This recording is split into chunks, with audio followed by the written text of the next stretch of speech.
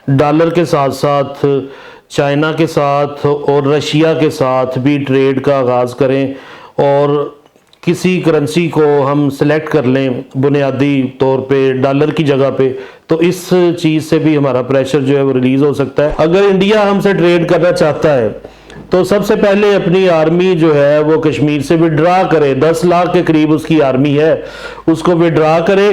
फिर कश्मीरियों से पूछ लेते, हम नहीं कहते कि जी उनको हमारा टूटंग है और हमारे साथ मिलना चाहिए। कश्मीर आज़ाद हो जाए, कश्मीरियों से हम फिर पूछ लेंगे जी हाँ आप किसके साथ मिलना चाहते हैं या आप आज़ाद रहना चाहते हैं। दुनिया में हर किसी को जिंदा रहने का, आज़ाद रहने का हक है। पाकिस्तान मरकज़ी मुस्लिम लीग ये समझती है कि हमें सिविल इदारों को मजबूत करना है।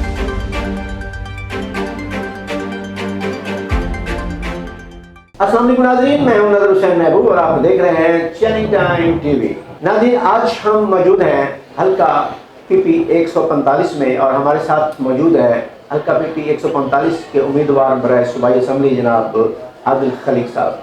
आइए आपसे मिलवाते हैं और यहाँ की सियासी सूरत हाल के हवाले से जानते हैं और उनकी पार्टी का मंशूर और उनका क्या तरीक़ेकार है उससे हवाले से आपको रोशनास करवाते हैं। अस्सलाम वालेकुम जनाब आदिल खलीक साहब। वालेकुम सलाम वरहमतुल्लाहि वबरकातुहू। जी इंजीनियर आदिल खलीक साहब, आप पाकिस्तान मरकज़ी मुस्लिम लीग के सदर हैं पंजाब के और पीपी 145 लाहौर से आप एमपी का इलेक्शन कॉन्टेस्ट कर रहे हैं। ये पाकिस्तान मरकज़ी मुस्लिम लीग का क़याम कब अमल में आया? क्या होने वाले आम इंतखाबात में आप मुल्क भर से हिस्सा ले रहे हैं? बहुत शुक्रिया नज़र हुसैन साहब। हम समझते हैं कि पाकिस्तान मरकज़ी मुस्लिम लीग असल में वो मुस्लिम लीग है जिसने पाकिस्तान बनाया कायदे आज़म की क़यादत में। तो पिछले अरसे में हम 30 सालों से मैदान में हैं और ख़िदमत के मैदान में हैं। लोगों की मदद करते हैं, सैलाब में लोगों की मदद करते हैं, ज़लज़लों में सहरियाँ अफ्तारियाँ लोगों को खाना खिलाते हैं और हमारे दस्तरखान चलते हैं। मेडिकल कैंप्स हमारे जो हैं वो चल रहे हैं, लोगों का फ्री उसमें इलाज करते हैं। तो हम पॉलिटिक्स में जो वोटिंग वाली पॉलिटिक्स है उसमें नहीं आ रहे थे। तो यहाँ पे हम हालात आपके सामने भी हैं, हमारे सामने भी हैं। मुआशरे का बिगाड़ है, गालम गलोच की सियासत है, गैर इखलाकी हरकतें हैं, वीडियो लीक्स है, ऑडियो लीक्स हैं। तो हमें बड़ी बेचैनी सी लगी रहती थी कि ये क्या हो रहा है। हम एक साइड पे खिदमत के कामों में मसरूफ़ थे, तो फिर हमारे जहन में, हमारे जो सदर मोहतरम हैं उनके जहन में आइडिया आया कि हमें पॉलिटिक्स में आना चाहिए और जो पॉलिटिक्स का गंद है उसको साफ़ करना चाहिए। तो इस वजह से हम फिर मैदान अमल में आए। तकरीबन पिछले साल से पाकिस्तान मरकज़ी मुस्लिम लीग इलेक्शन कमीशन में रजिस्टर्ड है, गवर्नमेंट ऑफ पाकिस्तान में रजिस्टर्ड है। इंतखाबी निशान कुर्सी इसको अलाट हुआ है और पाकिस्तान मरकज़ी मुस्लिम लीग के नाम से ये मार्ज़ वजूद में आई और हमने 1 साल हो गया है काम कर रहे हैं इंशाल्लाह। और जहाँ तक आपने बताया कि मंशूर का ताल्लुक़ है, तो हम इंशाल्लाह आवाम की वोटिंग के ज़रिए इंशाल्लाह असम्बलियों में आएंगे, पार्लियामेंट में आएंगे और हमारा जो मेन मकसद है कि जमहूरियत में जो फलाज हैं, जो ख़राबियाँ हैं, जो इसमें डिफेक्ट्स पाए जाते हैं, जमहूरी निज़ाम जो है वो मुआशरे को का कंपैटिबल नहीं। तो हमने मेजॉरिटी लेके तो जो जमहूरियत में खामियां ख़राबियां हैं जिसकी वजह से मुआशरे का बिगाड़ है उसको इंशाल्लाह हमने दुरुस्त करना है और इसको सही मानों में एक इस्लामी फलाही रियासत बनाना है ताकि हर शख्स यहाँ पे आज़ादी के साथ, इज़्ज़त के साथ, अमन के साथ ज़िंदगी गुजार सके। हम पूरे पाकिस्तान में हमारे तकरीबन 529 उम्मीदवार MP MNAs की शक्ल में मौजूद हैं। तो चारों सूबों में, बल्कि गिलगित बल्तिस्तान से भी हम इलेक्शंस में हिस्सा ले रहे हैं। पहली मरतबा शायद कोई ऐसी जमात हो जिसने इतनी ज़्यादा तादाद में जो अपने उम्मीदवारान हैं उनको खड़ा किया हो इलेक्शंस में। तो हर जगह से ले रहे हैं। लाहौर में 30 सीटें हमारी PP की, तो 30 से हम इंशाल्लाह इसमें हिस्सा ले रहे हैं। MNA की 14 सीट्स हैं, तो हम 14 के 14 MNA अपने खड़े कर रहे हैं। इंशाल्लाह कागजात नामजदगी जमा हो गए हैं, अप्रूव भी हो गए हैं और इंशाल्लाह इलेक्शन की तैयारियां हैं भरपूर तरीके से। जी आदिल खलीक साहब, पाकिस्तान में महंगाई का ग्राफ होशरबा सतह तक बढ़ चुका है और पाकिस्तान की सनत भी सख्त बुरहान का शिकार है। आप पाकिस्तान का मुस्तकबिल किस नज़र से देखते हैं और इस ज़िमन में आपके पास क्या हिकमत अमली है? جی نظر صاحب، اس میں ہم سمجھتے ہیں کہ مختلف وجوہات ہیں. مثلا سب سے پہلے تو یہ کہ جو ہمارے حکمران ہیں، جو پولیٹیکل پارٹیوں سے الیکشن لڑ کے آتے ہیں، ان میں اخلاص نہیں ہے، مخلص نہیں ہے. یہ کسی اور ایجنڈے پہ آتے ہیں، یہ پاکستان کو درست کرنے کے لیے نہیں آتے. ذاتی مفادات ہیں، جولیاں بھر کے تو یہاں پہ چلے جاتے ہیں اور باہر جا کے سیٹل ہو جاتے ہیں. تو ایک تو ہم یہ سمجھتے ہیں. دوسرا ہم یہ سمجھتے ہیں کہ نظم و ضبط نہیں ہے اداروں میں، ڈسپلن نہیں ہے، اخراجات اتنے زیادہ ہو جاتے ہیں اور کوئی ترتیب نہیں ہوتی، کوئی مینج کرنے والا نہیں ہوتا. ایک شخص جو ہے وہ ایک پلان لے کے آتا ہے، وہ ایگزیکیوٹ کرتا ہے، تو جو ہی وہ مکمل ہوتا ہے ساتھ ہی انٹرپشن ہو جاتی ہے، دوسرا پلان لے کے آتا ہے. تو ہم سمجھتے ہیں ویسٹیج آف منی ہے، تو یہ بہت زیادہ ہو رہا ہے. تیسری جو بات یہ ہے کہ جو ہمارا ڈالر ہے وہ سٹیبل نہیں ہے، جو ہماری کرنسی ہے وہ سٹیبل نہیں ہے. ڈالر کی اونچی اڑان ہے.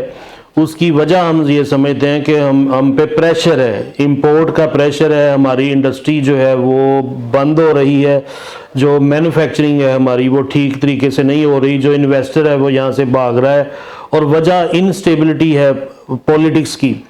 تو ہم سمجھتے ہیں کہ اگر ہم اپنی انڈسٹری سیٹ اپ کریں، سارے جو پرزے ہیں گاڑیوں کے اور جو مختلف چیزیں ہم باہر سے امپورٹ کرتے ہیں وہ خود بنانا شروع کر دیں اور اچھے ان کو پرامن حالات دیں اور ان کو انٹرپٹ نہ کیا جائے، تو ہم سمجھتے ہیں کہ ڈالر کے اوپر، اپنی روپیز کے اوپر جو ہے وہ پریشر ریڈیوس ہوگا. تو جب ڈالر کی قیمت نیچے آئے گی تو آٹومیٹیکلی مہنگائی جو ہے وہ کم ہوگی. تو یہ ہماری پالیسی ہے کہ کسی طریقے سے ہم اس کو شفٹ کریں. دوسری ہماری پالیسی ہے کہ ہم ڈالر کے ساتھ ساتھ چائنا کے ساتھ اور رشیا کے ساتھ بھی ٹریڈ کا آغاز کریں اور کسی کرنسی کو ہم سلیکٹ کر لیں بنیادی طور پہ ڈالر کی جگہ پہ. تو اس چیز سے بھی ہمارا پریشر جو ہے وہ ریلیز ہو سکتا ہے. بارٹر سسٹم شروع کیا جا سکتا ہے. ہمارے پاس اللہ تعالیٰ نے بڑی گندم ہمیں دی ہوئی ہے، چاول دیے ہوئے ہیں، تو اس کے بدلے ہم مختلف چیزیں وہاں سے بارٹر سسٹم کے تحت لے سکتے ہیں. اس وجہ سے بھی ہمارا جو ڈالر کے اوپر ہے پریشر، اس میں کافی ریلیف ملے گا. جی عادل خلیق صاحب، انڈیا اور پاکستان کی ٹریڈ بڑے احسن طریقے سے چل رہی تھی اور اربوں ڈالرز کا کام ہو رہا تھا، لیکن کشمیر ایشو بنا کر وہ اس کو بند کر دیا گیا. یکدم بند کرنے کی، بغیر کسی نوٹس کے بند کرنے کی وجہ سے لوگوں کے کروڑوں ڈالرز پھنس گئے. آپ حکومتی اس اقدام کو کس نظر سے دیکھتے ہیں؟ جی بالکل، یہ پالیسیز میں تسلسل ہونا چاہیے. یہ بڑی اچھی بات ہے کہ پالیسیز جو ہیں وہ تقریباً 5 سال 10 سال چلنی چاہیے، لیکن المیہ یہ ہے کہ انڈیا کی طرف سے ہر وقت خباثت ہوتی ہے. مانا کہ پاکستانی جو پولیٹیکل پارٹیز ہیں اور گورنمنٹ جو ہیں وہ اتنی کمپیٹنٹ نہیں ہے کہ پالیسیز اچھی بنا سکیں، لیکن پھر بھی ہمیں تھوڑا سا حقائق کا سامنا کرنا چاہیے یا اس کا ادراک کرنا چاہیے کہ انڈیا جو ہے وہ ہمارے ساتھ مخلص نہیں ہے. انڈیا ہمارا دوست ہے اور برسوں سے اس کے ساتھ کشمیر کے اوپر جنگ جاری ہے.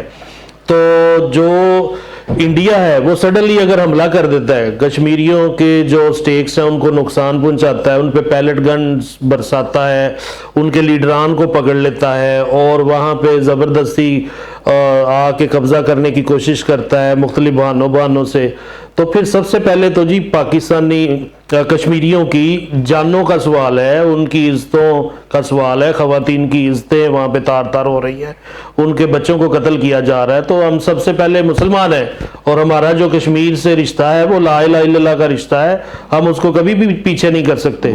تو پاکستان کی جو خارجہ پالیسی ہے اور ہماری جو پاکستان مرکزی مسلم لیگ کی خارجہ پالیسی ہے وہ وہی ہے. UN میں جو قرارداد پیش کی گئی ہے کشمیر کے اوپر، انڈیا کو چاہیے کہ اس کے اوپر عمل کرے. تو گو کسی حکومت نے آ کے ٹریڈ بھی شروع کر بھی دی.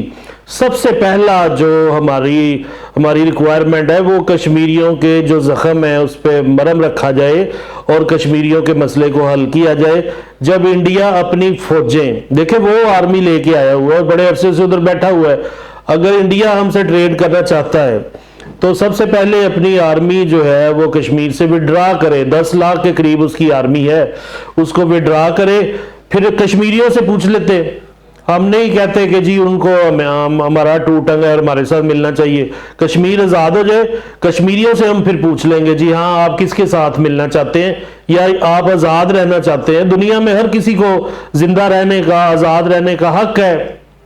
تو پھر کشمیریوں کو کیوں نہیں؟ تو ہمارا مسئلہ انڈیا کے ساتھ کشمیر ہے. جب تک کشمیر کا مسئلہ حل نہیں ہوتا ہماری انڈیا سے دوستی نہیں ہو سکتی.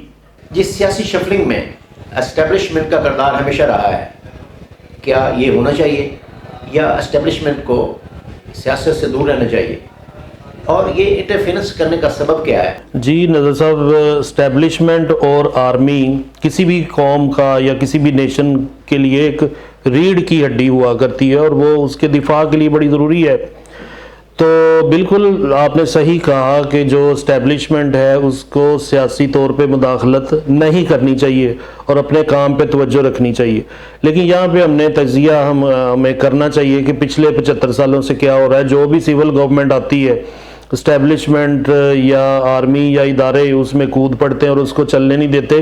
یہ ہماری آبزرویشن ہے اور تاثر یہ ہے کہ فوج ان کو چلنے نہیں دیتی. تو ہمارا موقف اس بارے میں یہ ہے کہ وہ ہمارے ادارے ہیں، جیسے پارلیمنٹ ہمارا ایک ادارہ ہے، آرمی بھی اسی طرح سے ایک ادارہ ہے، اسٹیبلشمنٹ بھی ایک ادارہ ہے اور کورٹس بھی ایک ادارہ ہیں. تو کورٹ میں کوئی کیس لگا ہو تو ہم کہیں جی کورٹ کو کیا ضرورت ہے کہ وہ سیاست میں مداخلت کرے، کسی سیاسی آدمی کا کورٹ سے کیا تعلق ہے. تو ہم یہ سمجھتے ہیں، پاکستان مرکزی مسلم لیگ یہ سمجھتی ہے کہ ہمیں سول اداروں کو مضبوط کرنا ہے. جس دن ہم اپنے سول اداروں کو مضبوط کرنے میں کامیاب ہو جاتے ہیں، مثال کے طور پہ پارلیمنٹ اتنی مضبوط ہو جائے، لوگ اتنے کمپیٹنٹ آ جائیں اور ایم این اے، ہمارے ایم پی ایز، منسٹرز اپنے اپنے فیلڈ میں انتہائی زیادہ ایکسپرٹس ہوں، اور اس کے علاوہ جو ہمارے ادارے ہیں، کورٹس بڑی مضبوط ہوں، جو جسٹس ہے وہ پری ویل کرے اور جسٹس معاشرے میں یہ کرنا شروع ہو جائیں. اسی طرح جو دیگر ادارے ہیں، پولیس کا ادارہ ہے، واسا کا ادارہ ہے، ایل ڈی اے، ہمارے جتنے بھی سول ادارے ہیں، اگر یہ مضبوط ہو جاتے ہیں، اپنے قدموں میں کھڑے ہو جاتے ہیں، تو اسٹیبلشمنٹ ہم سمجھتے ہیں کہ اس کو ضرورت نہیں پڑے گی کودنے کی. ہم یہ سمجھتے ہیں کہ سیاسی جو سول لوگ ہیں، جو پولیٹیکل لوگ آتے ہیں پارلیمنٹ میں، ان میں کام کرنے کی وہ ایفیشنسی نہیں ہوتی. جو لوگ ہیں وہ اس فیلڈ کے نہیں ہوتے، ادھر ادھر سے پکڑ کے تو منسٹریاں بندر بانٹ کی طرح تقسیم کر دی جاتی ہیں. تو جب ہمارے ادارے دیکھتے ہیں کہ یہ کام ٹھیک نہیں ہو رہا تو پھر ان کو میرا خیال ہے کہ کودنا پڑتا ہے.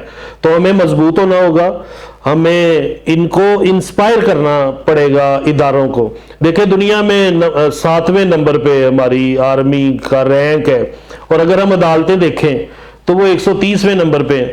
تو 130ویں نمبر سے اٹھ کے ایک شخص کہے کہ 7ویں نمبر والا درست نہیں ہے، پہلے ہمیں 130ویں سے آ کے 6 نمبر پہ آنا پڑے گا، کمپیٹنسی کی بنیاد پہ، کام کی بنیاد پہ.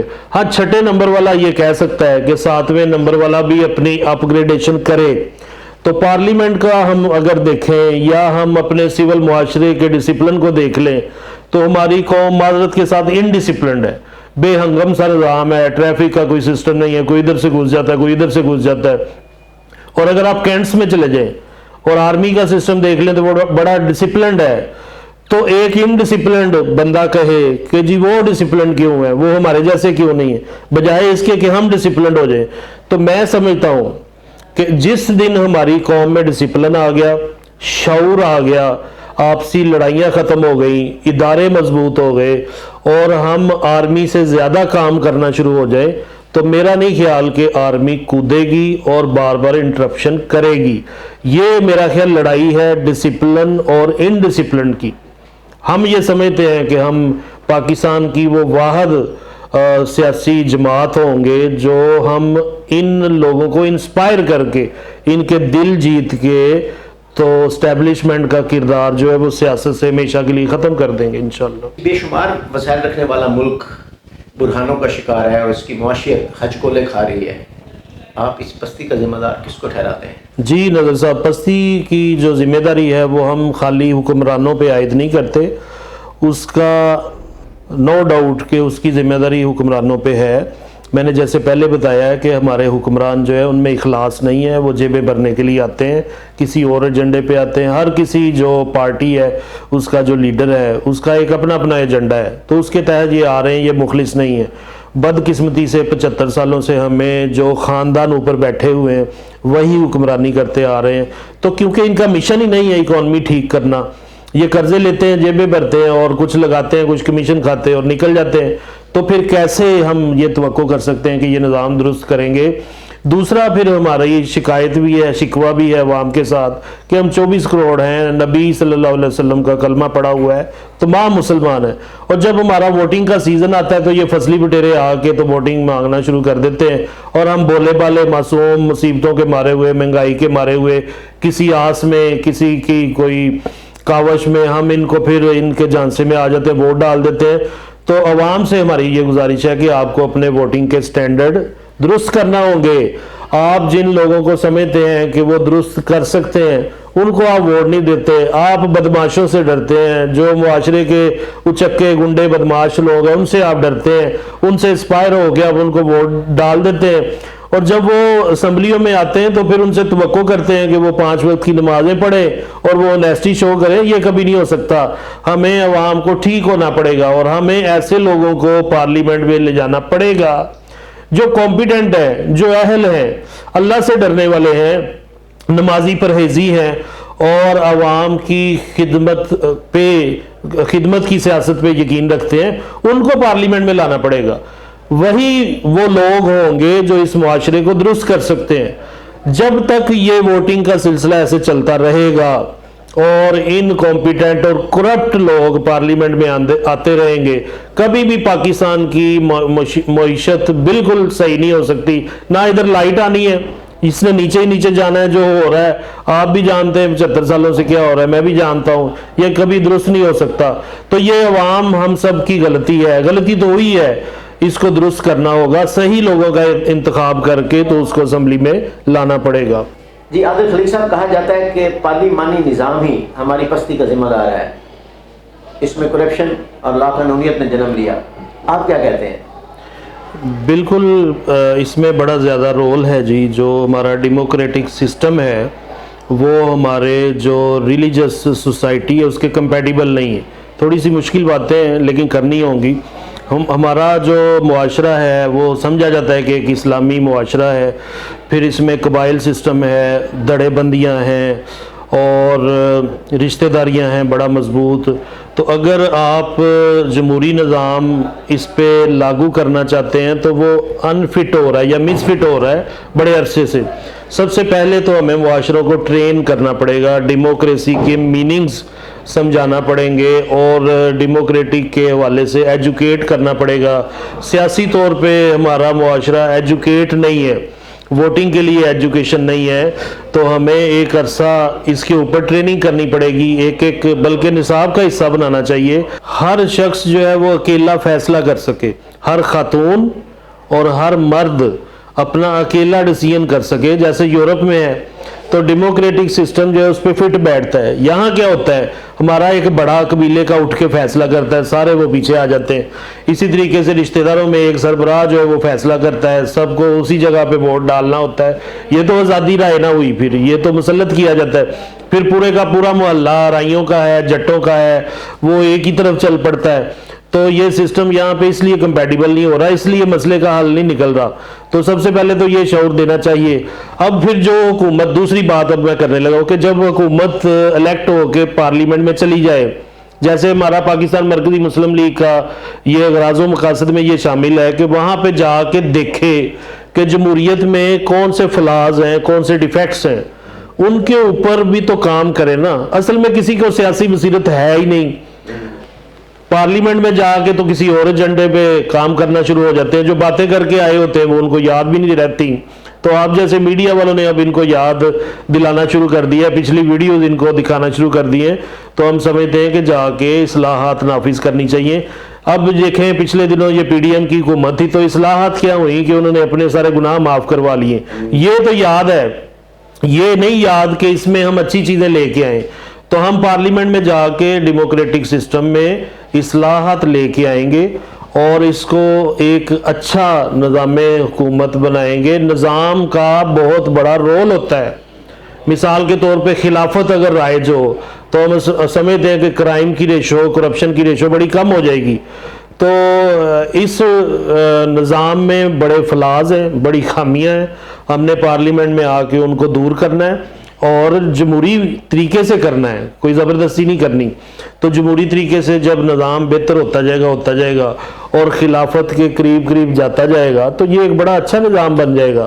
اور جب ہم اس اسلامی نظام کے قریب قریب پہنچ جائیں گے، قرآن اور سنت کی بالادستی ہوگی پارلیمنٹ میں، تو کیوں نہیں چیزیں حل ہوتی؟ یہ تو آٹومیٹیکلی ساری کم ہو جائیں گی، کرپشن ختم ہو جائے گی، اخلاق اطہارہ معیار کی ہوگی، ساری قوم اکٹھی ہو کے اللہ کے آگے جھکے گی 5 وقت، اور عورتوں کی عزت ہوگی، اکیلی عورت جو ہے وہ سفر کر سکتی ہوگی. چوری ڈکیتی کیوں نہیں ختم ہوتی؟ ختم کرنے میں آئے تو 1 ماہ لگتا ہے، یہ چور ڈاکو سارے پکڑے جا سکتے ہیں، لیکن المیہ یہ ہے کہ پکڑنے والے بھی چور ڈاکو ہیں. تو اس وجہ سے یہ سارا نظام خراب ہے. تو پورا ایک پروسیس ہے، 10 سال 15 سال اللہ کے بندے اگر پارلیمنٹ میں آ جائیں تو وہ اس پہ کام کریں گے اور انشاءاللہ ایک خوبصورت عزتوں والا معاشرہ قائم ہوگا انشاءاللہ. پاکستان مرکزی مسلم لیگ کیا سیاسی جماعت ہے یا مذہبی؟ جی نظر صاحب، ہم سمجھتے ہیں کہ جو جماعت ہے وہ جماعت ہوتی ہے، سیاسی بھی ہوتی ہے اور مذہبی بھی ہوتی ہے. معاشرے میں یہ ایک اور جو بلنڈر ہوا ہے، میری آواز سارے سن رہے ہیں تو ہو سکتا ہے کسی کو بات ذہن میں اتر جائے کہ جماعتیں مذہبی اور سیاسی دونوں ہوا کرتی ہیں. یہ نہیں ہوتا کہ یہ میرے روحانی پیشوا ہیں، یہ میرے مذہبی پیشوا ہیں اور یہ میرے سیاسی لیڈر ہیں. ہمارے معاشرے میں ایک اور تقسیم ہوئی ہے، جی یہ میرے مذہبی لیڈر ہیں اور یہ میرے سیاسی لیڈر ہیں. اس وجہ سے بھی کرپشن کی بھرمار ہے اور معاشرے میں ناہمواریاں ہیں. تو ہمارا تجزیہ یہ کہتا ہے، پاکستان مرکزی مسلم لیگ یہ سمجھتی ہے کہ پاکستان مرکزی مسلم لیگ ایک جامع کمپلیٹ ایک جماعت ہے، سیاسی بھی ہے اور مذہبی بھی ہے. ہمارا جو مقصد ہے اس معاشرے کو ٹھیک کرنے کے لیے، اس میں یہی بات ویلڈ ہے کہ ہم دونوں چیزوں کو ساتھ ساتھ لے کے چلے. ہوا یہ برطانیہ کا جو سسٹم ہے جب یہاں پہ رائج کیا گیا، مسلمان بھی اسی ڈگر پہ چل نکلے. ہوا یہ کہ ہم نے پارلیمنٹ کو علیحدہ کر دیا اور مسجد کو علیحدہ کر دیا. جو معاشرے کے اچھے لوگ تھے وہ مسجدوں میں چلے گئے، نماز پڑھنا شروع ہو گئے، روزہ حج زکوٰۃ وہ سمجھ بیٹھے کہ یہی عبادت ہے.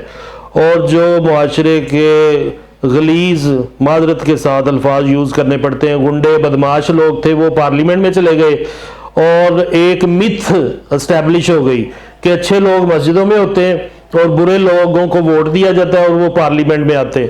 پارلیمنٹ میں وہ لوگ ہیں جو اللہ سے نہیں ڈرتے، بندوں سے ڈرتے ہیں کیونکہ ووٹ لینے ہیں، اور مسجدوں میں وہ لوگ ہیں جو اللہ سے ڈرتے ہیں، بندوں سے نہیں ڈرتے، لوگ ان کو کسی کھاتے میں نہیں گنتے. ہمارے معاشروں میں داڑھی والوں کا کوئی مقام نہیں ہے، ہمارے معاشروں میں نمازیوں کا کوئی مقام نہیں ہے، ہمارے معاشرے میں قرآن پڑھنے سننے سنانے والوں کا کوئی مقام نہیں ہے. ہمارے جو ہیروز ہیں وہ بدماش ہیں، ہمارے جو ہیروز ہیں وہ وڑ گیا کہنے والے ہیں، ہمارے جو ہیروز ہیں وہ پولیس والا جو گالم گلوچ کر رہا تھا وہ بن جاتے ہیں. اور جب معاشروں کا سٹینڈرڈ یہ بن جائے کہ جب ہیروز ٹک ٹاکرز، ڈانسرز اور گالم گلوچ والے لوگ بن جائیں تو، اور مولوی جو ہے وہ 3 درجے کے شہری ہوں، نمازی جو ہے وہ 3 درجے کے شہری ہوں، تو پھر بگاڑ تو آنا ہی آنا ہے. جب کرپٹ لوگ پارلیمنٹ میں ہوں گے تو اس سے آپ توقع کرتے ہیں کہ وہ ایمانداری دکھائیں، یہ نہیں ہو سکتا.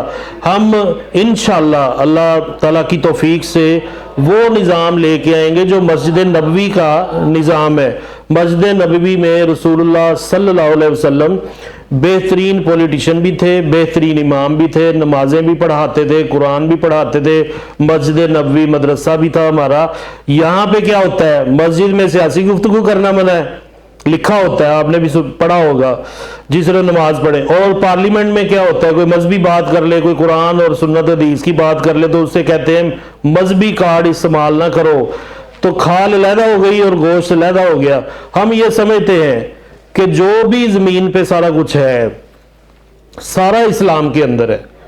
اگر تو آپ مسلمان ہیں تو پھر جو اسلام ایک ادارہ ہے اس کے تمام قوانین کو ماننا پڑے گا. ہاں آپ کے اوپر کوئی جبر نہیں ہے، ہاں اسلام سے نکل جائیں، کوئی ایشو نہیں ہے. تو جب ہم کہتے ہیں کہ مسلمان ہیں تو پھر اسلامی قوانین کو لانا پڑے گا پارلیمنٹ میں، اور اس کا طریقہ ہے कि मस्जिद और पार्लियामेंट को इकट्ठा कर दिया जाए, दाढ़ी वालों को एम्पावर किया जाए, मस्जिद वालों को एम्पावर किया जाए, अल्लाह से डरने वाले लोगों को एम्पावर किया जाए। तो जब ऐसे लोग पार्लियामेंट में जाएंगे तो निज़ाम इंशाल्लाह बेहतरीन होगा। जी नाज़रीन, आपने मुस्लिम लीग की रहनुमा जनाब आदिल खलीक की गुफ्तगू सुनी।